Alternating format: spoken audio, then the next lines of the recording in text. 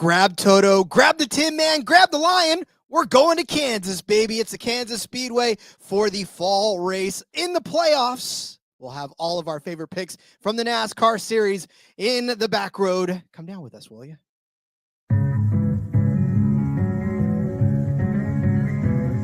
It's a non-points race, but it is a short race. Checkered flag. That's all this race is.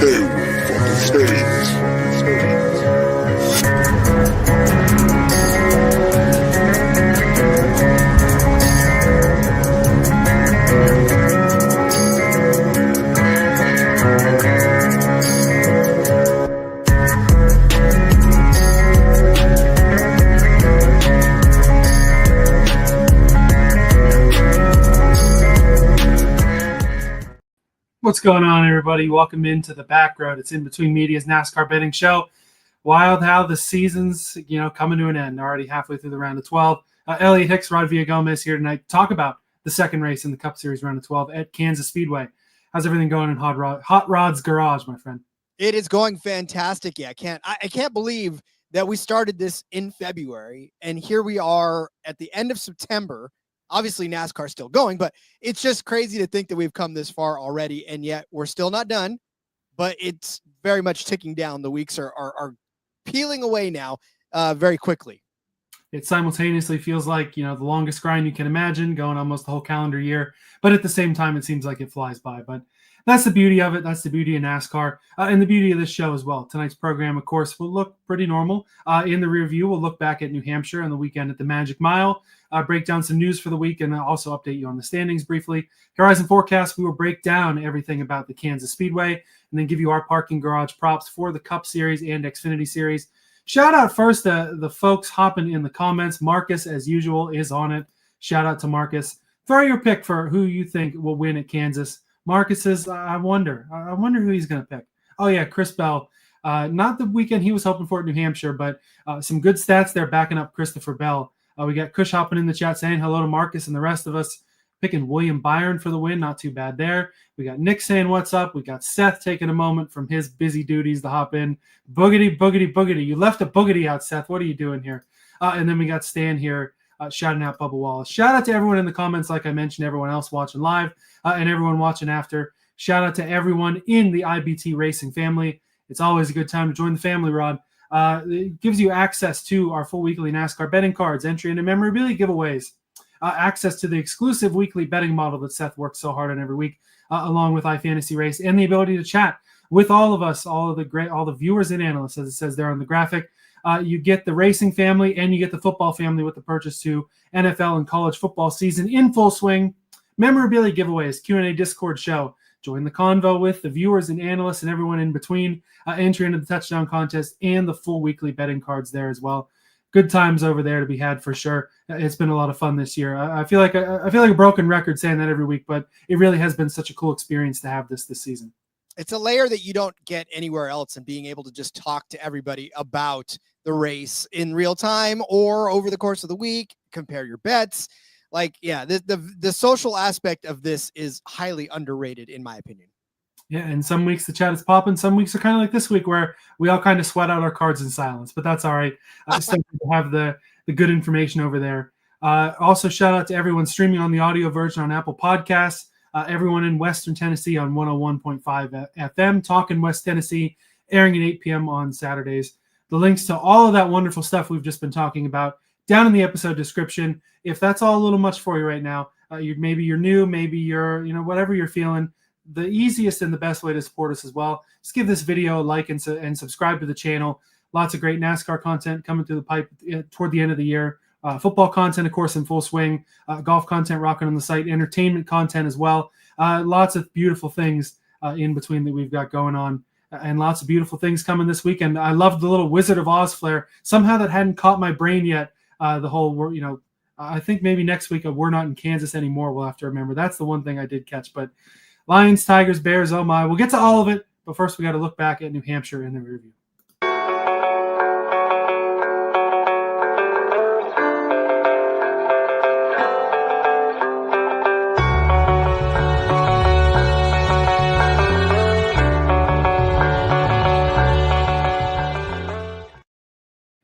All right, so we had the Truck Series and the Cup Series racing at the Magic Mile in New Hampshire Motor Speedway over the weekend.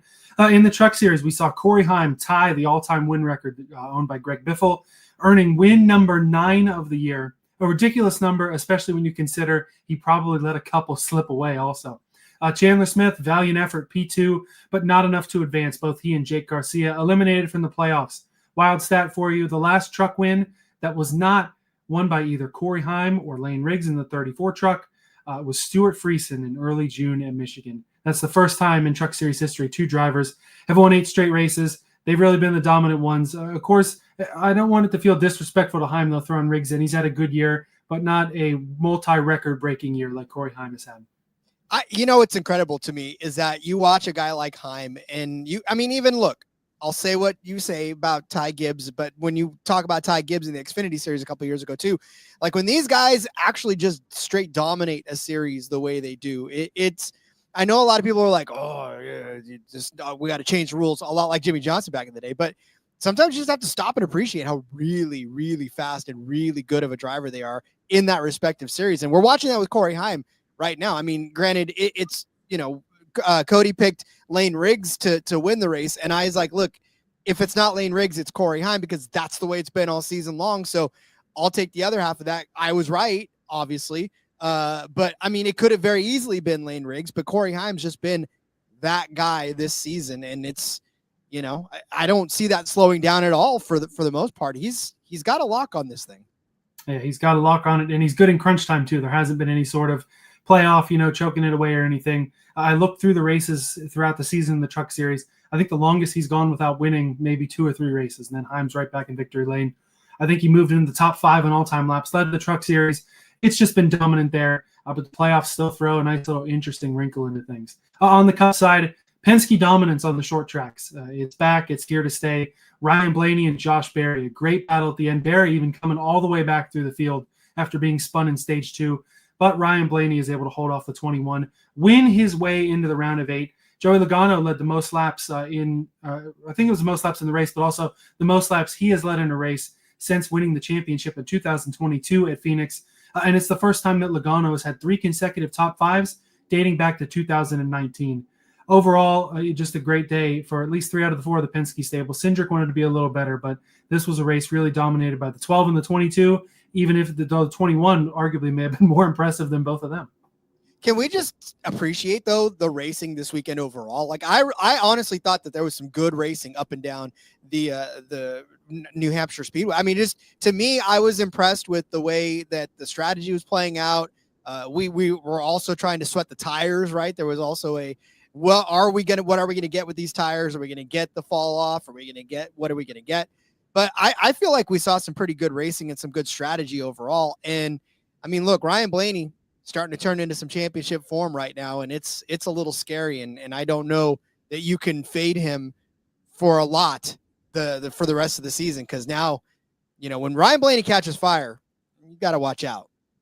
Yeah. Blaney has shown maybe better than anyone else that they have really mastered this, playoff system, championship system in the same way that Penske does. And even with the teammate drama, Denny Hamlin and Ty Gibbs, what Chris Gabehart was more worried about at the end of the race was, I'm not going to worry about this little teammate kerfuffle or whatever you want to call it. I'm more worried about that the Penske cars just went out and whooped our rear ends and are out there at basically a track that's going to race just like Phoenix. And they went out and just absolutely put on a show. None of the Gibbs cars were as good as they wanted to be. And I think that did contribute to the frustration that Denny Hamlin had with Ty Gibbs, leading to the 54 car getting put into the wall.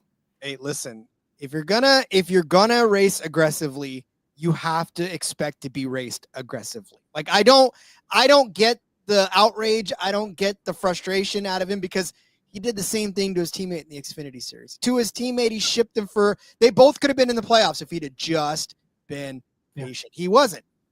Not even the playoffs. That was for the championship 4, which Gibbs had already locked into.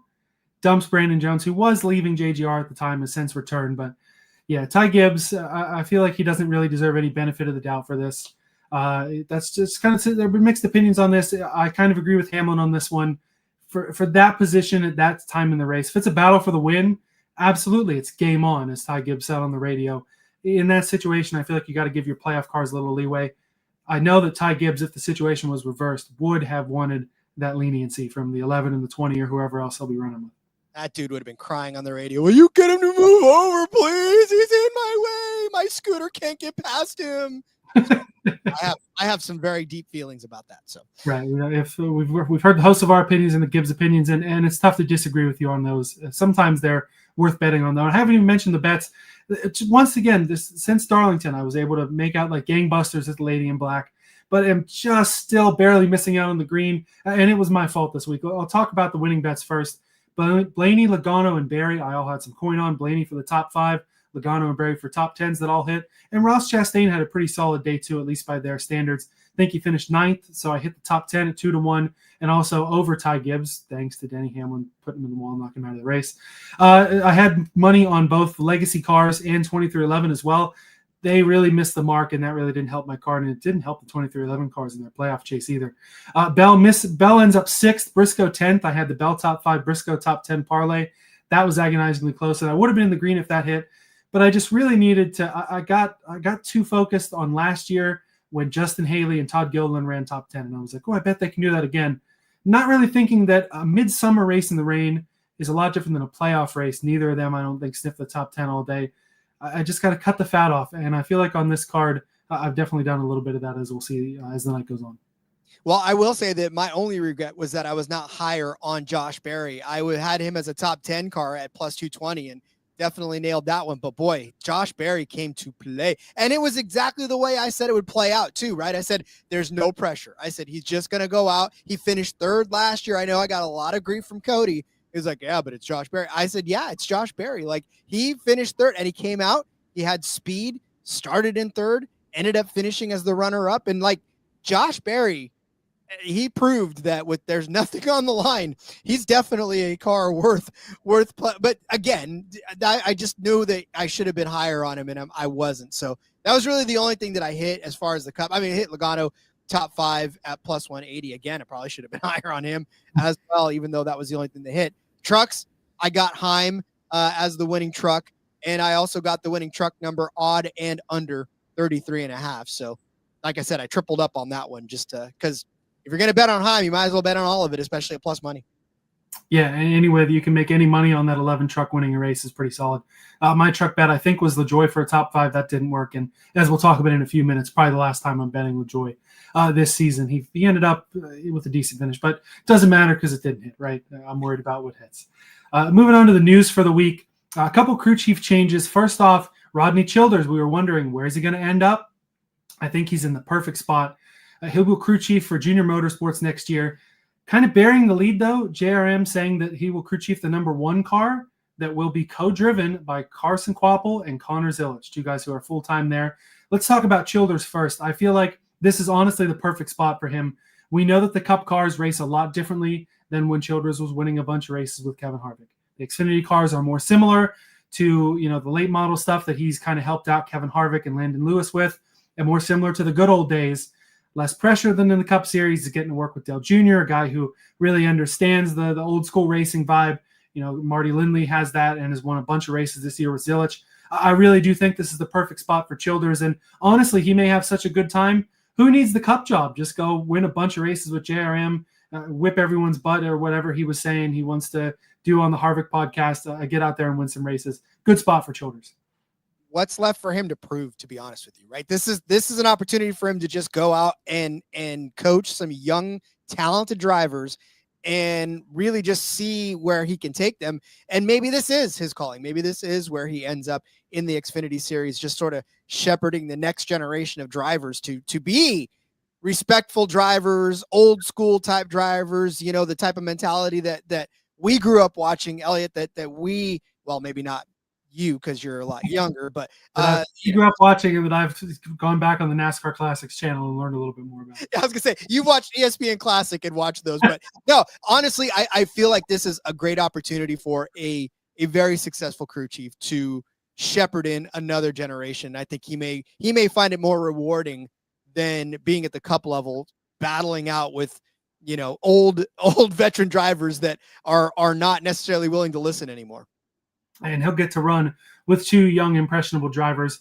Connor Zilisch still going to run a good bit of the Xfinity schedule, it sounds like, even though he's moving on a couple of Trackhouse. Carson Kvapil, kind of disappointing that he is only going to be listed as for now with a partial schedule in this car. Full-time, hasn't been able to get the race win, but has had a pretty good season. Was lined up, I think, 4th in the Xfinity standings right now. The rumor mill, people have been trying to throw out that maybe Kvapil has signed with another team. Maybe he signed with another manufacturer. I almost wonder if this is a kind of deal that we see once in a while where you're going to run some of your races with one team and some of them with another team. Regardless, it would be disappointing if Kvapil is not able to run full-time to build on what's been a fairly decent rookie season in this one.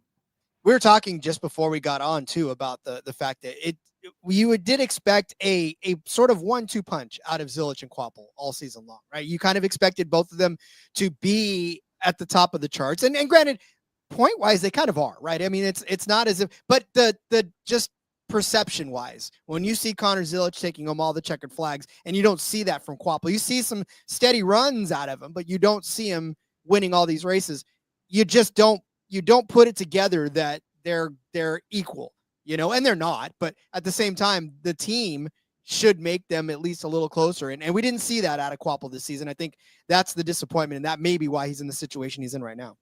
Yeah, and it's tough with funding too. I mean, Bass Pro Shops has been able to fund the car most of the year this year, but Bass Pro Shops is also on Austin Dillon's car most weeks and funding a whole year for Chase Briscoe and funding a bunch of late model stuff and probably 3 other cars I've forgotten about. So Johnny Morris's dollar only goes so far, and who knows what's up with Clariance, his other sponsor.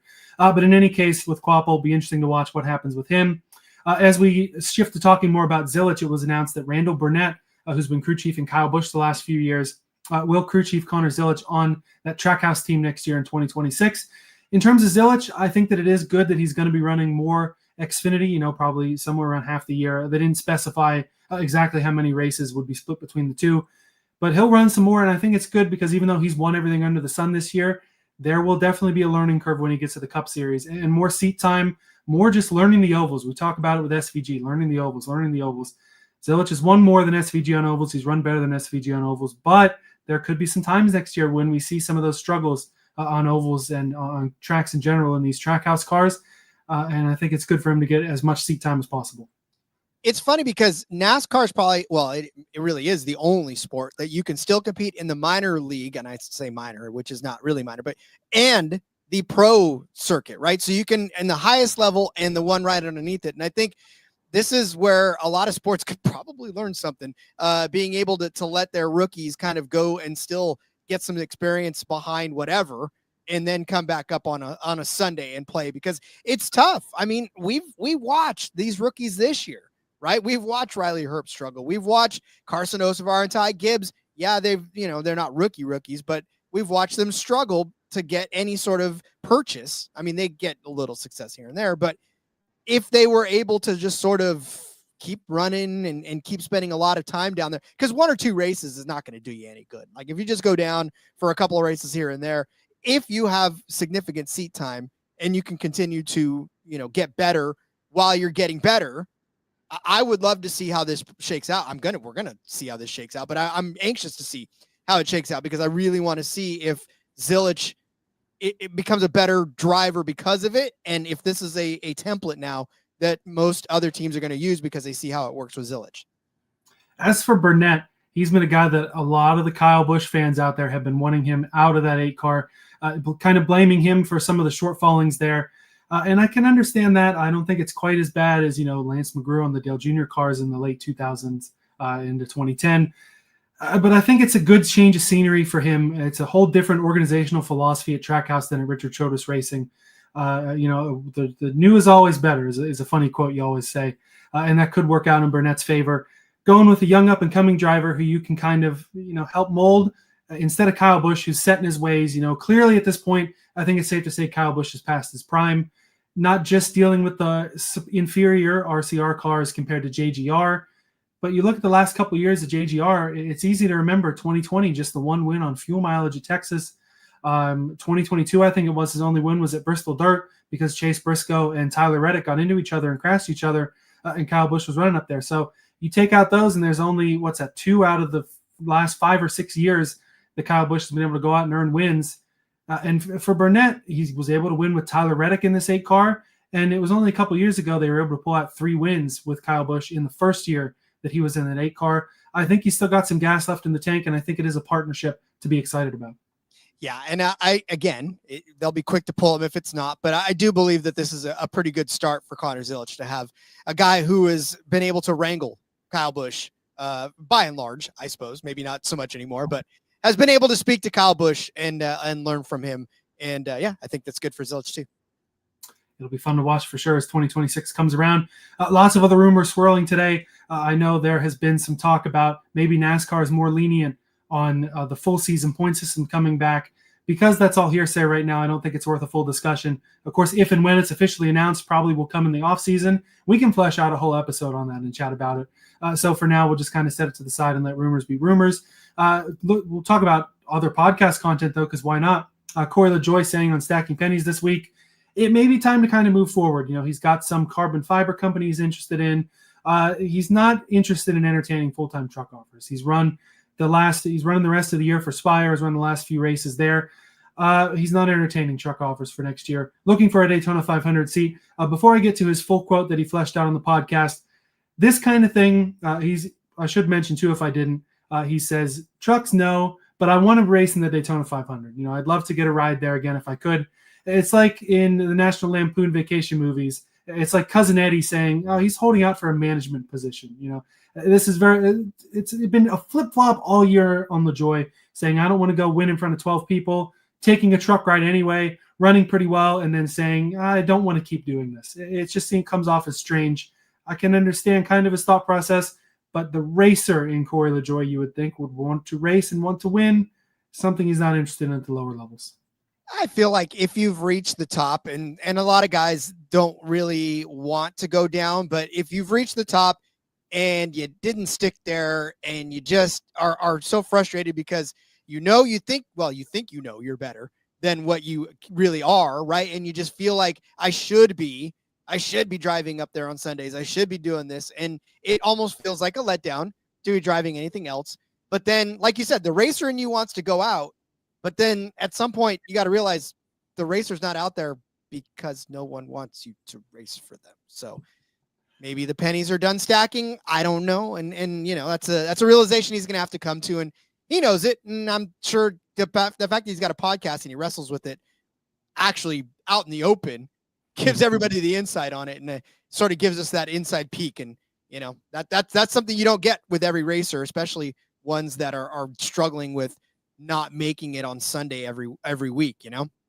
Yeah. And he says if NASCAR wants him to keep doing the podcast, that he'll keep doing it. It is still good to see the insight of a guy who did run for a long time in Cup and in some of the lower series as well to give that perspective. He talked about some of the struggles that have been happening in the truck series. He says they're not particularly fun to drive. And it also feels like this quote from LaJoie now, trucks aren't particularly fun to drive, and also like smashing my head up against the wall, metaphorically. Like you're fighting a battle that's just, if you're not doing it yourself, you deal with all the BS. We can't do a new body build. We can't do it this way because GM says this, and all those sort of, all that. So if I had a really good opportunity call, then sure, I'll entertain the conversation. But there's like 10 other things I could be doing right now to start what the next chapter looks like, and I think I'm going to start focusing on that. So at least that perspective, there's an element of maturity there to, you know, kind of realize I'm going to go for this, but I also understand that the opportunity probably is not out there and maybe it's time to move forward. Well, that's if somebody told me that it's time to put the mic away. I don't know that I could do it because this is all I've ever wanted to do. This is all that I've really done since I got out of active duty in the Army. And it's, you know, again, it's also the same as if somebody told me to just hang the uniform up now. You know, I was gone for 9 years and it was tough. I did kind of pine to go back in. So I get where he's coming from. And, you know, like I said, it's a struggle we all deal with. And I get it from his perspective. But yeah, I mean, you also have to realize why you're there in the first place. Yeah. And I guess when you put it that way, you know, if you're comparing Cup Series, the trucks and whatnot, somebody just getting fired from ESPN or not getting re-signed or something like that, you wouldn't necessarily want to go down and put the same effort in to, you know, not degrading us, but we're not ESPN, you know, going from a place like that to a podcast like us, it's definitely a lot different. So I can kind of understand it when you put it in that perspective. I think we had a comment here. Yeah. TK saying makes sense. Seems like he's only driving a truck because Spire still have him on contract. So he must. There has been some talk about that. I haven't heard anything official on that. Like Kligerman probably will make more money as some kind of media guy at this point as well. That's a good comparison as well. Parker Kligerman, we see he still has the talent to go out and win races. Maybe his future is better going off, kind of doing what he wants, picking up races when he wants to. And LaJoie, I mean, I feel like a second wear car or something like that could be a good option for the Daytona 500. Was running toward the front at the end. I think last restart he was in the front 2 rows. You know, he knows what he's doing on super speedways, and it could be a legitimate option for him.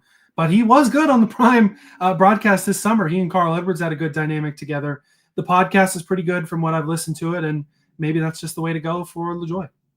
I know that Cody loves him on super speedways, so I'll tell you what, let's talk to Seth. We'll get the in-between media car for him, and we'll just figure out who to go with, and we'll sponsor that car. Perfect. There we go. Looking forward to it. All right, let's take a quick look at the standings before we move forward. 2 races left in the round of 12 for the Cup Series. Ryan Blaney clinched with his win. William Byron is plus 47. Kyle Larson plus 41. Christopher Bell plus 29. Denny Hamlin plus 27. Joey Logano 24 above the cut line. Chase Elliott plus 14. Chase Briscoe is the cut line at the moment at plus 12. Ross Chastain at minus 12. Cindric minus 19. Reddick minus 23. Wallace minus 27. Basically seems like, to break this down, the Hendrick cars ran well enough to keep their advantage that they have. The Gibbs cars all ran okay, but also were able to boost themselves a little bit. Logano, good run, gets himself above a little bit. Not the best days for Elliott and Briscoe. And then 23-11, I feel like, has got to be the first topic here. They ran pretty terribly, and they did not have the playoff points. They didn't get stage points, anything like that. And now they're both at a big hole for the remainder of the round. Reddick's not too surprising because we've seen him struggle over the last few weeks, but Bubba struggling he didn't like completely struggle. He just had a bad day, but at the same time, it was like, boy, they all expected to have better days. And you pretty much saw it out of Bubba in his post-race interview too. He didn't get it. Like, he finished 26th on the day. So that kind of was a bad day. I felt like it was a better day. And I looked at the stand. Wait, hold on. He finished 26th. It was a rough day for him. And it just felt like they didn't have speed all day. Right. I mean, they came out and qualified mid-pack and just didn't have the speed to compete all day long. And it's frustrating for Bubba, especially the run he was on as of late. And both of these guys pretty much have to win to get in. Yeah. Yeah. Minus 23, minus 27, not insurmountable, but you need guys to have issues. And I don't know that you're going to see that with the 8 that are above the cut line now. Is there anyone that's above that you're worried about really dropping out at this point? I mean, at this point, maybe Briscoe and Chastain, that little bubble right there. Briscoe, kind of fallen on a couple of hard days as well. And Chastain has been struggling. So, I mean, I think either one of those guys, Elliott, I feel like he could do enough in the next couple of races just to keep himself afloat. So I think that bubble right there between Briscoe and Chastain it'd be the battle to watch over the next couple of weeks. It will be good to watch. I'm a little more worried about Chase Elliott than you are, I think. I think that they've been able to run, they went from qualifying in the mid-20s to finish top 5. I don't know if they're going to be able to do that if that happens the next 2 weeks, especially at a road course. It has not been the Chase Elliott of old on road courses. He's been a little better this year, but it's nothing that you don't want to go into that Roval. Even being plus 14 at the Roval, I don't know if I'm super confident there. We'll have to see how that works out on the Cup side. Truck Series, they're just getting started in their round of 8. Big advantages, of course, for Corey Heim and Lane Riggs, plus 69 and plus 22, respectively. Then it gets real tight. Daniel Hemrick is plus 1. Tyler Ankrum and Ty Majeski are tied at the cut line. Grant Enfinger minus 3. Roger Carruth minus 5. Caden Honeycutt minus 7. So Heim and Riggs run the races, get 12th place. You'll be fine. They'll both finish better than 12th. Heim sweeping the round would not surprise anybody. And same with Riggs. Assuming those two make it through, make the championship 4, any particular driver stand out to you as this guy definitely is going to join them in Phoenix? I almost feel like you can't count out Majeski at this point. I know. Believe me, we've seen enough of Ty Majeski getting pianos falling all over him. But, I mean, we're getting to crunch time now, and that team needs to figure something out, and it's got to do it quickly. We know that. But for Majeski, I feel like this is just too much on the line for him to basically not show up for the next couple of weeks, right? Because we've seen him run well over the last few weeks because he knows he needs to, right? And he's put himself in a position that he's got to continue running that well in order to advance. And, Majeski's too good of a driver, by and large, to miss out on a championship run. So I think Majeski's one that I'll put in there. I want to, how I love me some Ankrum, but it's tough lately, right? He went on that run of top 5 finishes, or even close to top 5 finishes, and just kind of hasn't been that way since, which is why he is where he's at. So Yeah, I would put Majeski in. I'd probably put Enfinger in just because I know he can be consistent as well. So yeah, unfortunately, I think Majeski or Ankrum, Carruth, and Honeycutt miss out on the Final Four. Yeah, I think that's exactly the point I was going to make too. That I like the experience of Majeski and Enfinger. They've been there and done that over the last couple of years. I like that over Hemrick and Ankrum. Hemrick, I have a little more faith in Hemrick than Ankrum, and I almost think Caden Honeycutt maybe could really fire off, make up that deficit, and get in. But I think Ankrum and Carruth especially, it's going to take some really good, really talented racing that I just don't know if they can run in front of these other 6 guys. Yeah, unfortunately, like you said, but the crazy thing is that any one of these guys can end up winning from under the cut line because it's not out of the realm of possibility for Carruth or Honeycutt to win and get in. So we could see some craziness happen over the next couple of weeks too. Stranger things have happened, and that is the beauty of the win and in that we'll watch throughout the next couple of weeks there. Enough looking back. Let's continue our look forward and take a look at the horizon forecast this week for Kansas. Hey, Michael, it was only 20% chance of rain. I think we got all 20.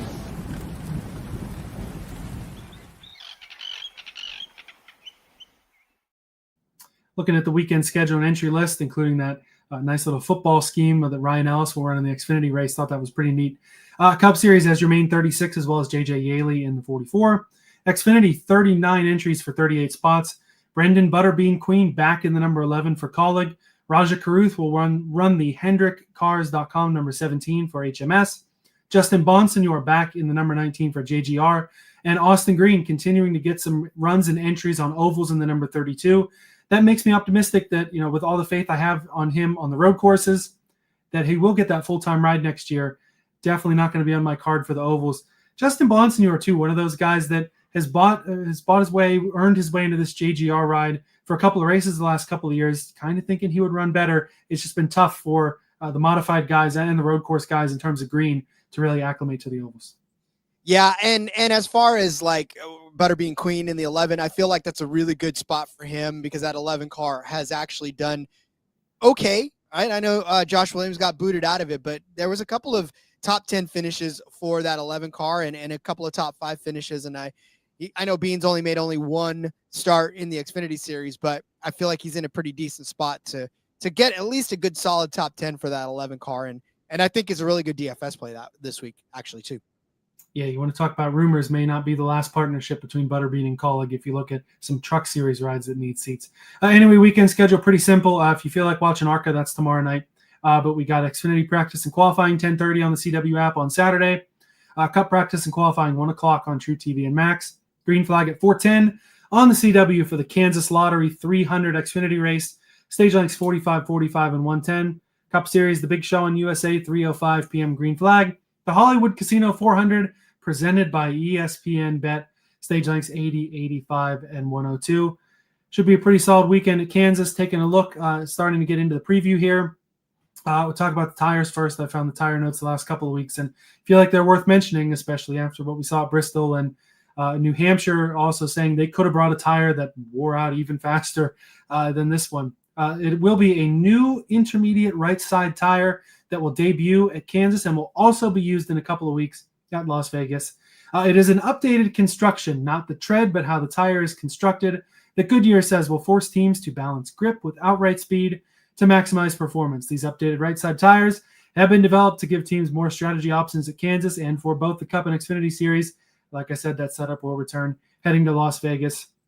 Definitely bold to debut new tires in the playoffs, but that's just part of what we need. Even at a track that's put on some really good next-gen racing, the tires are doing a lot of the heavy lifting in terms of how that racing and how that strategy is going to play out. I feel like we heard that one before where they said that this is going to balance grip and speed. So, I mean, I don't know. This is something that they're going to try to get out there and figure out. And I know that what this does, though, is these tire situations, it really does favor those drivers that know how to, and I hate the conserving tires, but how to race properly.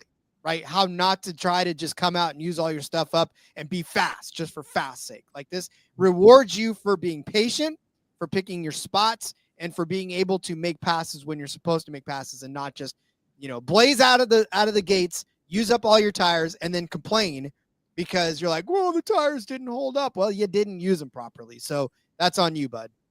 Yep, saving your stuff is important. And these guys coming up through the late model ranks, they know it better than anyone else. Anytime you watch one of those late model races out of Florence, South Carolina, or places like that, it's all about saving your tires and running it to the end. And something that I think is good to bring into the higher series again. You know, when I'm playing NASCAR on the video game console back here, and I just want to go out and pass some cars, I'm turning the tire wear off. So it's not something I'm worried about. But that's why I'm racing on my PS2 and not in the Cup Series. So that's how that goes. Some trends for Kansas. I've cut down a little bit this week. Let's talk about the tracks and comps, though. First, 1.5 mile cookie cutter intermediate track. I guess we'll get to the trends in a minute. Got to talk about the track first. Either way, primary comp, Michigan, which is Kansas, kind of like a mini Michigan, and Las Vegas, kind of a sister track. Secondary comps, Charlotte, Texas, and Homestead. Seth went ahead and threw all 5 of those as comps in our betting model. And it is wild to think, first of all, that the most recent 1.5 mile race on these cookie cutters that we used to see so often, last time we raced at one of these, Memorial Day weekend, the Coca-Cola 600 at Charlotte. It's been a hot minute. We had a little run there in May, hit Texas, Kansas, Charlotte, all 3 weeks in a row, or 3 out of 4 weeks. And then it's been a while. So I'm almost curious if some of the momentum that teams built in that section of races, if they can still harness this late in the year, or if they will kind of, it's been too long and some new speed will show up. Well, yeah, you can't even really say cookie cutter anymore, because even these 1.5 miles have taken on their own identities in some cases. I mean, Texas maybe, and Charlotte, you can still consider a cookie cutter, but there's not really that traditional 1.5 mile feel anymore. And so, I mean, these cars and these drivers, they've been through short tracks and mile tracks and road courses and street courses and all that stuff. And yeah, I wonder how they feel sometimes coming back to 1.5 miles and thinking to themselves, I forgot how to do this. It'll be interesting to see a lot of different track types in between Memorial Day weekend and now. Qualifying, the biggest trend that I saw that I think will be really important is that 10 of the last 11 Kansas races were won from a top 10 starting position. That seems really important, but last fall, Ross Chastain, the lone exception, won from P20, and the only pole winner to win in that span, at least the next gen, was Kyle Larson in the spring, going out and whooping everybody like he did. A lot of active drivers with pole wins here. Christopher Bell has done it 4 times. Marcus could be a favorite there for you to watch. Logano has done it twice, and then Larson, Byron, Reddick, Blaney, Keselowski, and Allmendinger all the way back in, I think, 2012 are active pole winners here. Looking at where the pole winner has finished in the next-gen Kansas races, there have been quite a few at this point. We got a 5th place, a P35, and then 3rd, 8th, 6th, 7th, and 1st. So qualifying up front, you're probably going to run pretty well. And in terms of winner starts, like I said, 10 of the last 11, which includes all but one of the next gens, starting pretty close to the front too. P5, P6, P8, P5 again, P4, that P20 from Chastain, and then a P1, especially with the deal of potentially having to save your tires, run it a little differently than you would. It's a lot easier to save when you don't have to start 25th and make your way up through the field, especially early for these playoff guys. If we see Chase Elliott go qualified 27th again, going to be tough for him to save those tires, run well, and get stage points early on. I've got a little bit more to say about the starting position later on in the episode, so stay tuned, because there's definitely an angle to be had there, and I'm excited to sort of dig into that and to give you what I think about that. Looking forward to that for sure. A couple other trends here in terms of wins from the pole over all-time. 20.5% of the Kansas wins come from the pole, 25.6 from the front row, nearly half from the top 5, 48.7. Exactly 2/3 of Kansas races have been won from the top 10.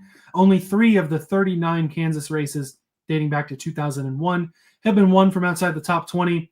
The furthest back anyone's won, Brad Keselowski on fuel mileage in 2011, started P25 and won. A lot of people remember your first win. Not a lot of people remember your second. That was Keselowski's second Cup win after the show in the 09 at Talladega in 09. Active race winners, Denny Hamlin's done it 4 times. Logano has won 3 times here. Larson, Busch, and Keselowski have a pair of wins each. And then Chastain, Reddick, Wallace, and Chase Elliott have won here. Of course, the closest finish of all time, as I'm sure we all remember from spring 2024, came here with Kyle Larson just barely nipping Chris Buescher to the line. 6 overtime races at Kansas, 2 in the next gen, spring 24 and fall 23. Only extended the race by 1 lap. So it was overtime, but we didn't run 10 extra laps or anything crazy like that. Kansas has never produced a first-time winner in its previous 39 races, more races than any other track currently on the schedule. Sorry, Ty Gibbs, Carson Hocevar, Riley Herbst fans. Probably not going to happen this weekend. The pass for the win came in the final 2 laps in 3 of the last 5 Kansas races, including 2 last lap passes. So especially if we do get that overtime again, could see some late race changing there. And the driver who led the most laps has won just 1 time in the last 6 Kansas races. Kyle Larson in the spring. Kyle Busch would love to run up front here. We'll talk more about how Kyle Busch and the mile and a halfs have not gotten along well lately. Before we get to that, though, one more thing. We got to talk about this week's iFantasyRace.com Asterisk Mark Driver of the Week, Rob. Spring's winner, teammate Chase Elliott, had a rocket ship this spring at Kansas, ranked among the best, but finished an asterisk mark 15th. In the race, Elliott finished second in stage 1. He finished second in stage 2. He led 29 laps, but in the last stage, right around lap 195, Elliott had a slow pit stop that dropped him from 1st to 12th. It just wasn't the same. Back in traffic and never bounced back seems to be the story of his season actually right now. In terms of total speed rankings, Elliott ranked 6th with speed over the segments being 6th, 3rd, 1st, and then 15th. And then worth noting, the 11, 6, and 24 also had issues in the spring while running inside the top 4 as well. So bad days for Hamlin and Byron, who are both playoff drivers, and something to keep an eye on, I guess. Yeah, no doubt about it. Chase Elliott, easy to forget that all these guys had issues, honestly. Kyle Larson going out and dominating that race, but the guys behind him really were moving and shaking quite a bit. Denny Hamlin, of course, with that, it ended up being a drivetrain issue breaking there. Brad Keselowski running P2 blows a tire, and William Byron, I think it was some pit strategy issues there. But yeah, it'll be interesting to see if more of that happens this weekend. I know those playoff drivers are going to be hoping to not have to walk away from here with an asterisk mark, and it'll be the same for our betting cards. We want to go all green, no asterisk marks, no, if this guy had run 1 position better, it would have been better. I don't think any of us want to see that. Let's go ahead and break down the bets this week in our parking garage props.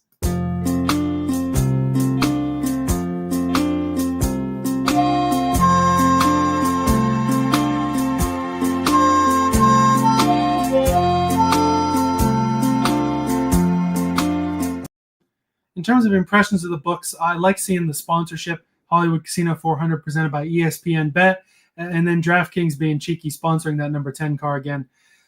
In terms of how the odds looked, I don't even know if there's anything that notable to talk about. Rod, do you have anything? I will say that they continue to give us at least good options. Like I still appreciate all of the different props that they're giving us. There was some very intriguing head-to-heads this week, so I definitely like the options and the menu that they gave us. So my impression of the book is that I'm happy that they gave us what they gave us. As far as the odds are concerned, honestly, this is probably, Elliot, the hardest race all season long that I've had to handicap, because there's so many different things happening right now that to me, it was difficult to actually handicap this race, because you look at guys like Larson and he's the odds on favorite again, but like, why? You know, I know, and I understand what the books are trying to do, but at the same time, there's no way I'm backing him as an outright. So, you got to get creative, and I think they let us do that. So thank you, books, for doing that. Yeah, I agree with you, especially at the front of the field, really hard to handicap. And yeah, I'm sitting here I'm going to give you, I think, 3 different matchups, and I have others on my card. I got to give the book some credit too. I think of it oftentimes as good odds or bad odds. Shout out to you for giving them credit for some good options there, especially with ESPN Bet. They had maybe not quite as crazy as I wanted it to be, but definitely a couple options that I wasn't expecting to see there. When you're sponsoring a race, oftentimes you will see some extra odds come out there. So that's nice to see on their part as well. Looking at the outrights, though, we do each have one to talk about. I'm going to talk about Denny Hamlin first off in the 11, plus 650 over on ESPN Bet. And I have sprinkles or bonus bets on 6 different outrights this week. But Denny Hamlin is the one I have the most faith in. I don't really have great confidence in any one of the 6, because it's been so hard to handicap the front of the field. The combo of are these cars going to run the same? Are these drivers going to run the same as when we had all those mile and a halves in May? Or are they going to run more like they've run lately? That'll be tough to watch. But with Denny Hamlin, the Kansas stats have been solid. In the springtime, great car, but those drivetrain issues, having to mess with that transmission the way that he did, having to go on pit road, finally broke on him. DNF'd a potential winning effort there for the number 11 on the day. Other than that, he's never finished outside the top 8 in the next-gen era, and that P8 last fall was his only non-top 5 finish. So Hamlin running up front all the time here at Kansas in the next gen. He's led in each of the last 5 races here and has gotten stage points in 9 of the last 10 stages. Denny Hamlin at 11, they're going to be expecting to be running up front throughout the day. And oftentimes, especially with those qualifying stats we were talking about, you run up front, you're going to put yourself in good position to take the checker flag. Well, I'm 100% with you on this. I did give this out on the NASCAR gambling podcast as my outright, because I do believe that, when you look at the beginning of the playoff run and how dominant Gibbs was, right? Obviously sweeping the entire first round of the playoffs. And then to have a race like they did at New Hampshire last weekend where, you had teammates bumping into each other and just a lot of animosity because none of the cars were as fast as they wanted to be. I have to believe that everybody at that Gibbs team went back and said, that's not happening again this week. We have to come back. We have to come back strong. And honestly, Elliot, I keep trying to retire these drivers before they're retired, because I wish somebody would retire me and give me a fat retirement check before it's time. But honestly, his chances are running out, right? I mean, I know that I'm coming to the end of my military career and my chances are running out to do whatever else I want to do in the military. So I have to recognize that, which means, when you're at the end and you're running thin on championship runs, and he is. So this will be one of his better shots now to do it. And so the only way he can do that is just keep going out and winning these races and solidifying himself a shot in the next round. And right now, that's really all that I think he's not worried about points, not worried about having a good points day. Denny Hamlin just wants to win. And this is a dangerous place for him to be able to win. Yeah, I couldn't agree more with you there, obviously. It's good those military benefits will still keep you around for the San Diego street course race next year. That'll be a great time at the end of June, I believe it is. And with Denny Hamlin, it's not even maybe just his chances of running out. If things play out in a certain lawsuit in December, it could be his last chance. I mean, people aren't really talking about it this way, but do you think that there's a world where 2311 loses the lawsuit and Denny Hamlin still either is able to or wants to come back and drive full-time in the Cup Series?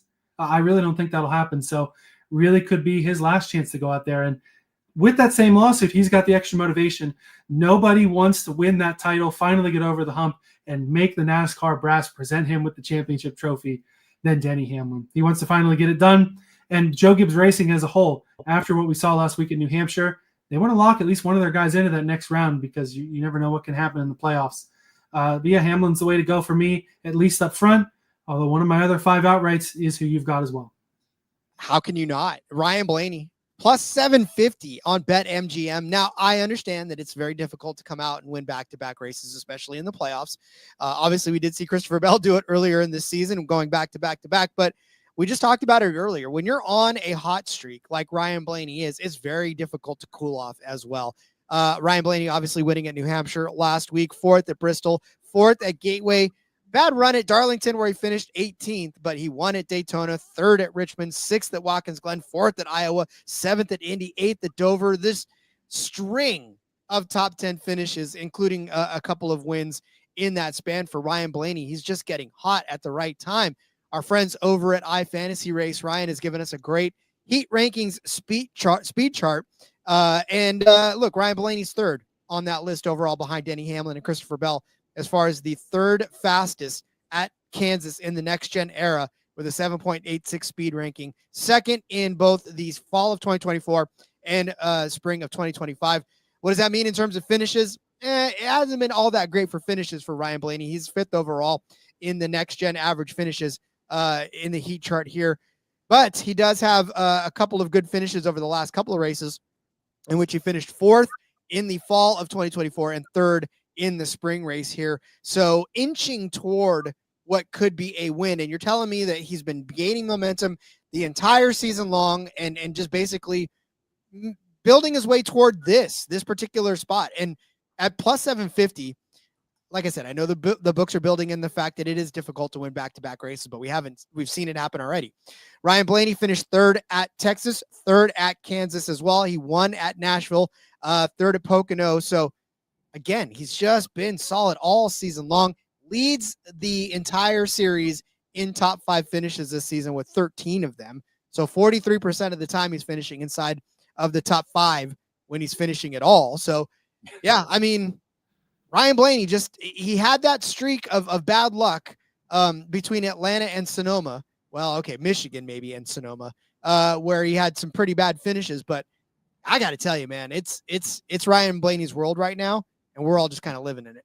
Yeah, you talk about Blaney and bad luck. I think back to Homestead when he had the entire field cleared and then the motor blew for the second week in a row.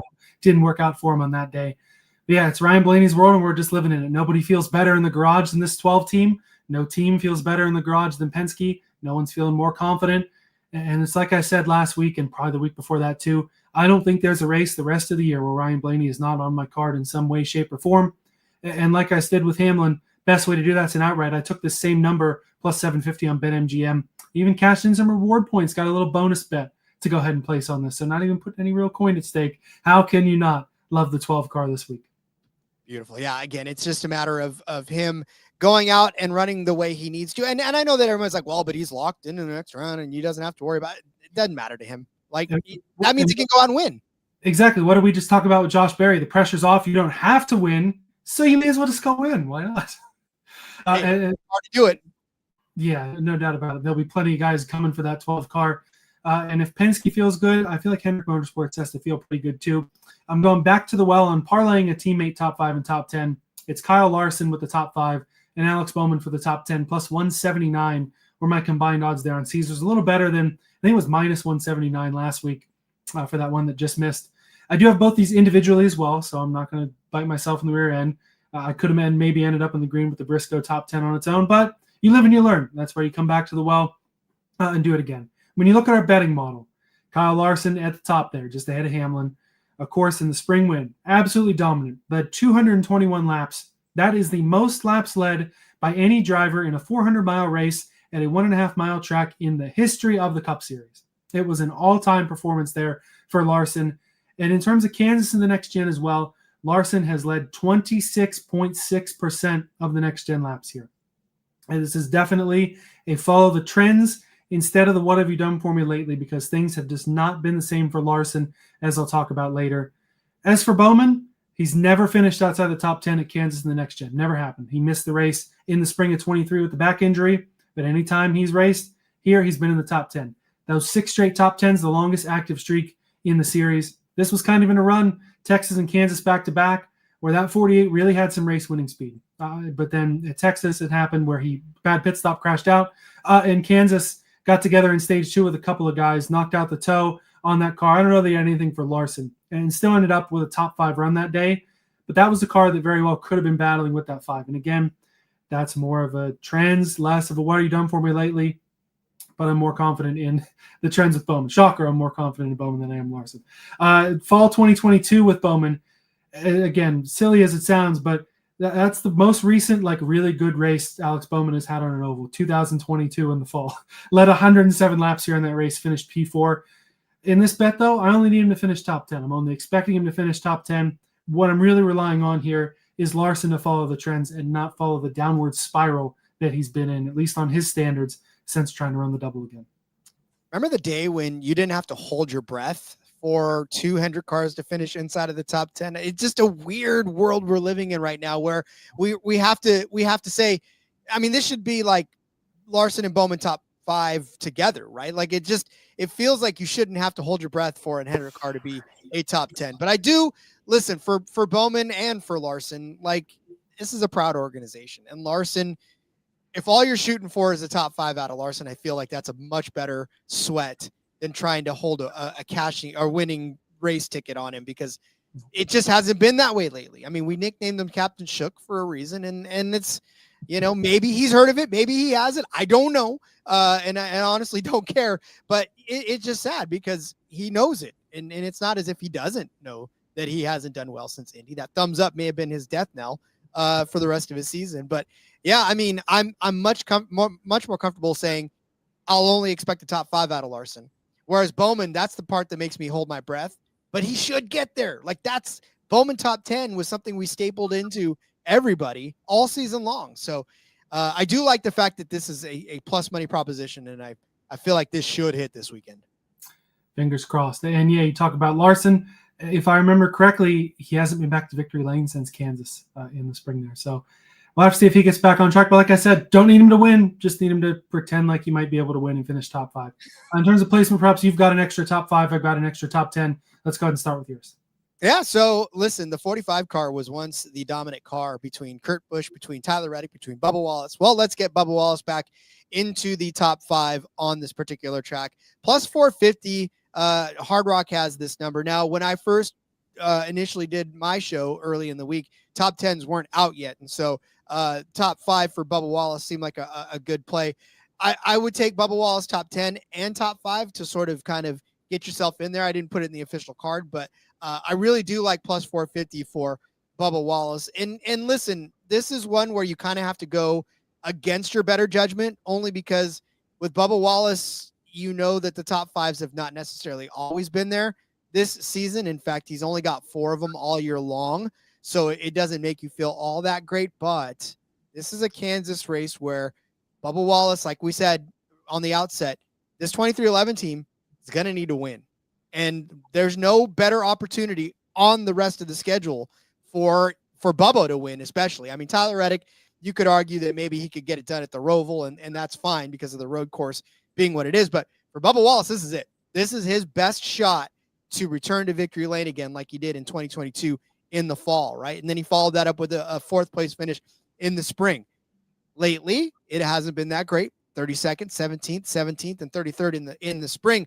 But Bubba Wallace was running up front before he got in the final stages of that race. So Bubba Wallace was a contender for what could have probably been a top 5 run at the end of the spring race before he ended up getting collected. And so this is an opportunity for Bubba Wallace, who obviously won at Indy, right? And punched his way into the playoffs to stay relevant in the playoffs. He could probably have a good points day and finish top 5 and still, have a good position for himself in the Roval, but they want to come out and win. Now, again, I'm not comfortable enough to give him out as an outright because it just doesn't feel like this is a winning opportunity for him, but this is a close enough shot that he gets. And I think top 5 is a good enough bet to sweat it out and is attainable for him to get where you're just sort of, okay, I'll take the top 5 at plus 450. And if he wins, that's fine. I probably should have had a ticket on him, but I'll still take the plus 450 for a top 5.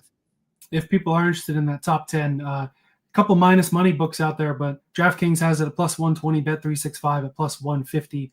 Pretty good numbers there. 2311, hardest team to handicap this week because early in the next gen era, they own this place. 3 wins in a row. Kurt Busch, Bubba Wallace, Tyler Reddick, all in that 45 car, or is that 3 and 4? Either way, they own the place, and they ran like they own the place. And we were still expecting them to own the place, but both for Wallace and for Reddick, as we'll talk about in a minute, finishes just have not been there. And it's been some asterisk marks, but sometimes it's just been, man, we came out and we ran 17th on merit, and 17th on merit not going to be good enough for the 23 or the 45. I do think having more faith in the 23 makes sense. You'd normally think it's the other way around, but this year in this playoffs, and even with just the general motivation, Tyler Reddick kind of gives off the vibes that he kind of knows their ship is sunk. I feel like Bubba Wallace is going to fight like one of those U.S. Air Force planes and go out there and fight till the bitter end. And he does have a couple more points than Reddick. Or no, Reddick has a couple more points than him. I almost had that right. But either way, plus 450 for a top 5 on a guy plenty capable of going and doing it. I like it, and I may have to add that top 10 to my card. I guess I should look first and see if I have it outside of the sheet before I do that. The top 10 I do have that's notable, though. Brad Keselowski at plus 150 from Bet365 as well.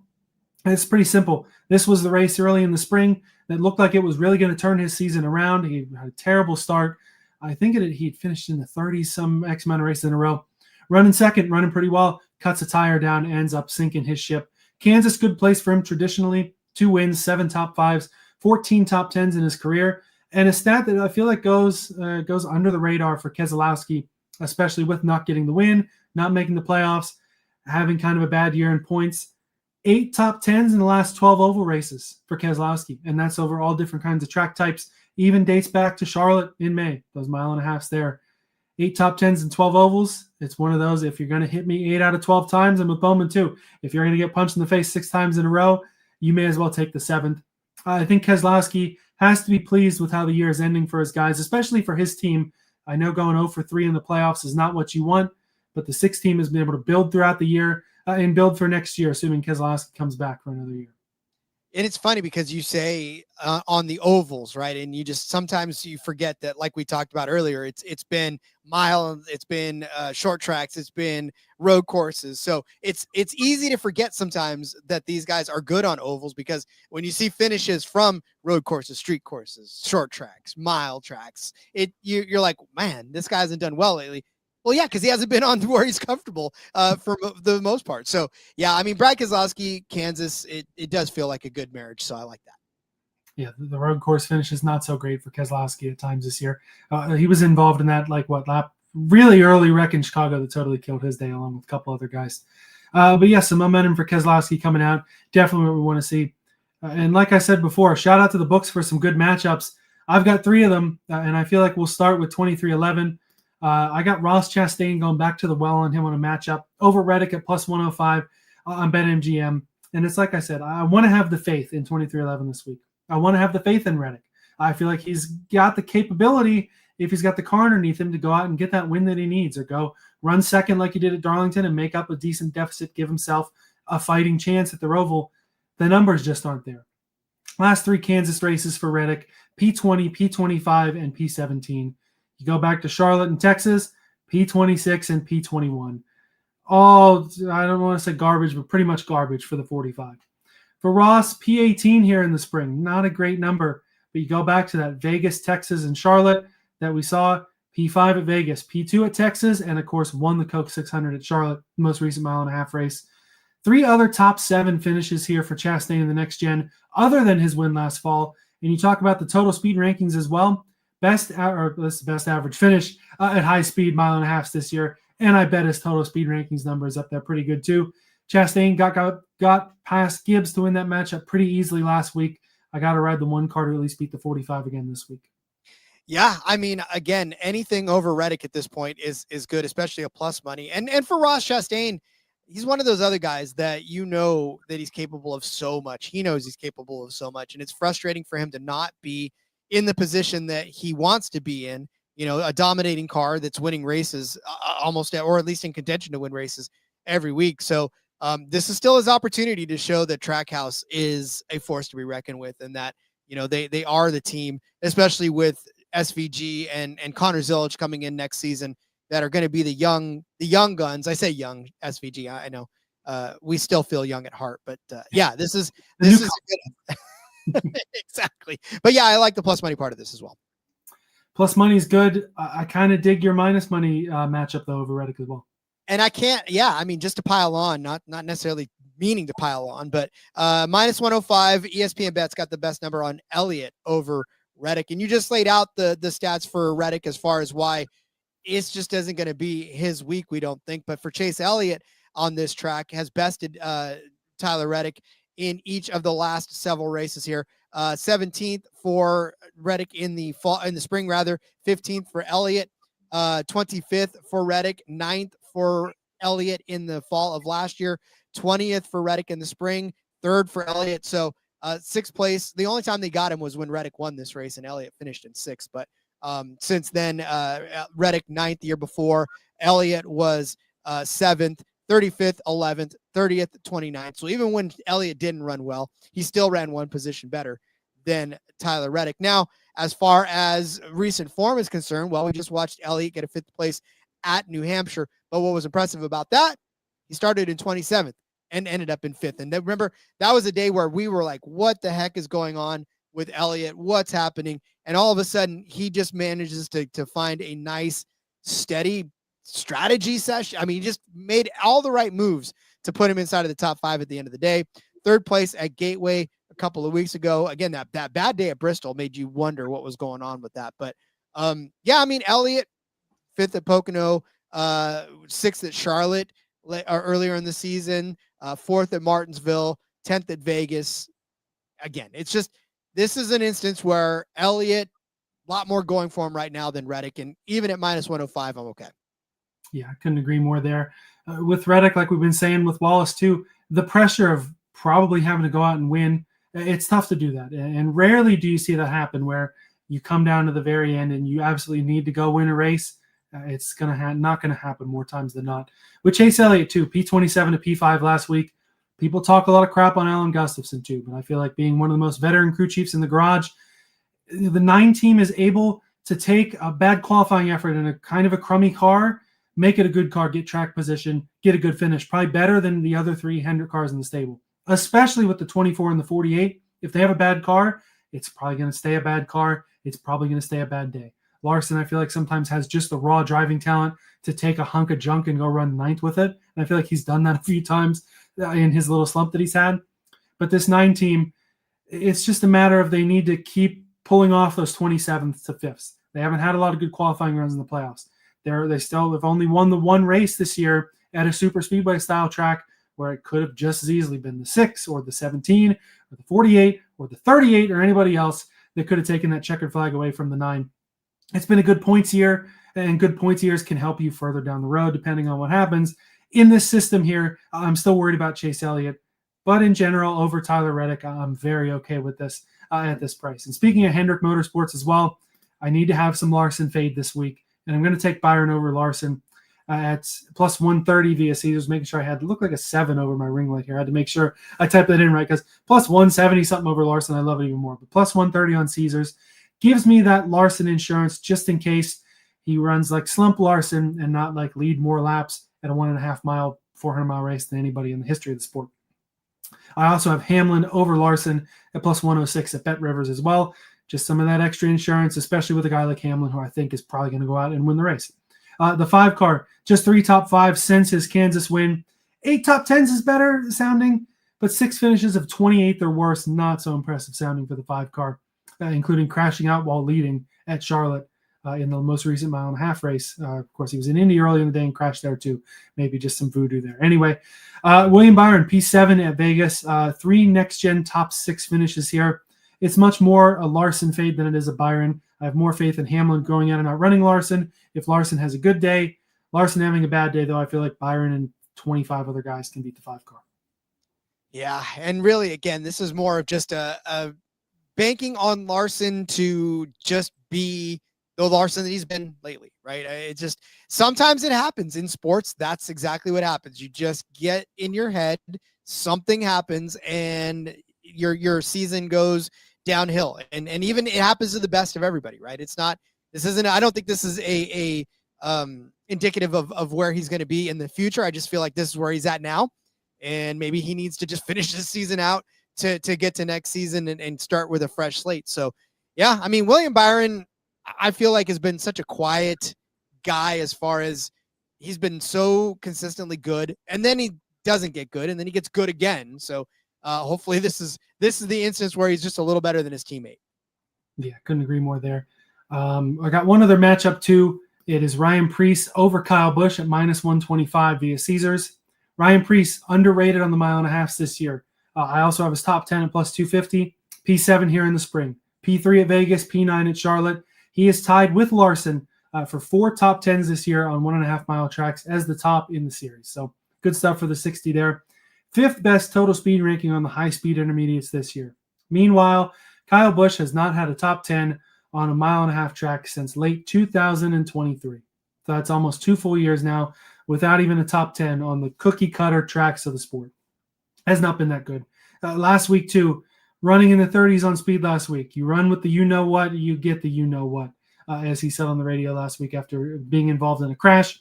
We know his crew chief, Randall Burnett, is gone at season's end. Very, very easy to see a very, very quiet end to the year for the number 8 car. And I feel like Kyle Busch just is the same as I want to have Blaney on my card every week. I feel like having a Kyle Busch fade on my card as long as the books give them to me is something I'm very interested in. Even at minus money matchup over Preece here, neat little 60 seconds for the minute race. I like the branding there on the 60 car too. Any good sponsorship, good branding, that always gives you that extra mile an hour.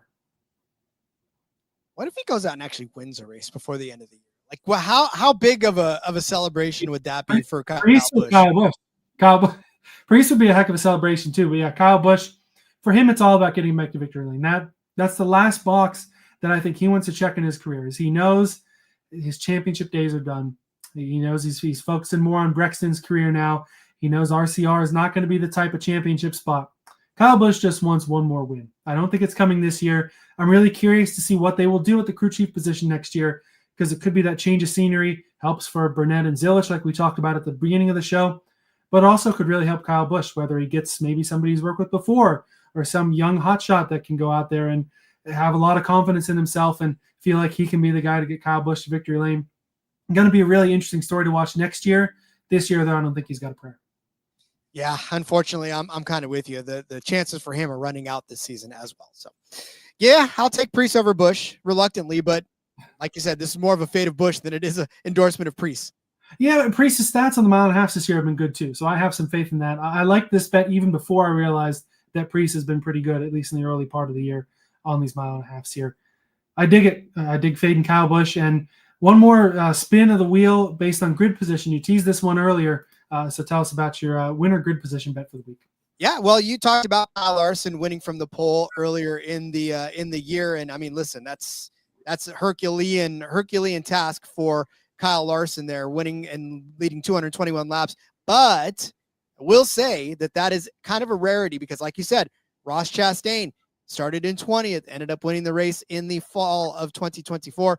So I'm going to take the winner's grid position over 4.5. This is at Caesars. It's at -115. Like I said, Ross Chastain did it from 20th place in the fall. Kyle Larson is the only driver, believe it or not, to have done this twice, where he won from 4th in the spring of 2024, but no one else has been able to do that in the next gen era. Tyler Reddick, 5th place start. He won in 2023 in the fall. In the spring, it was Denny Hamlin who started 8th and finished 1st to win the race. In 2022, Bubba Wallace won this from 6th place. And then in the spring of 2022, Kurt Busch, 5th place start, and he won the race to end the day. So in the next gen era, only Kyle Larson has been able to win from inside of the top 4. Everybody else has come from outside of it. And if you even want to go further than that, how about in 2021, Kyle Larson won from the pole. So he's sort of the only guy. If Kyle Larson starts inside of the top 4, then you probably should bet the other side of this. But if anybody else starts outside of there, you can go ahead and bet on that because, yeah, Kyle Larson's the only one to have won from inside of the top 4 in the last 4 years. So, because Kyle Busch won this race in 2021, the Bushy McBush race, starting from the 9th place. So, yeah, I mean, I love this because it's just a whimsical little thing that's hit more than it hasn't. Yeah, looking at the stats here, I need to go find this bet literally as soon as we get done here because this is a good one. And like you said, Larson's the only guy who's been able to have this bet not cash, and neither of us have any faith in Kyle Larson to go win the race. So it's free money out here, spinning the roulette wheel there. I like this one a lot. Great pull here. We'll close out with a couple Xfinity bets. Yours is more fun, so I like closing with that. I'll go with my matchup of the week. Carson Kvapil over Rajah Caruth, -115 on Bet365. Don't get me wrong. I'm really glad to see Rajah getting the opportunities. Rumors he may get more Xfinity starts next year as well and some good equipment. I just don't think he's going to run all that well in this particular race, especially, with the truck playoffs, everything. He's got to have his focus there. And I've got some faith in Carson Kvapil as well. In terms of Rajah's Xfinity stats, or truck stats first, 1 top 10 in 5 truck starts here. So it's not like he goes out and dominates Kansas in the trucks and is getting the Xfinity start because of that. In 21 career Xfinity starts for Rajah, no top 10s. Although granted, most of those starts were with Alpha Prime Racing, who break out the cigars when they finish in the top 10. It's a big celebration over there. Caruth has not been able to do that for them, was not able to do that in 1 or 2 other starts in the Hendrick car.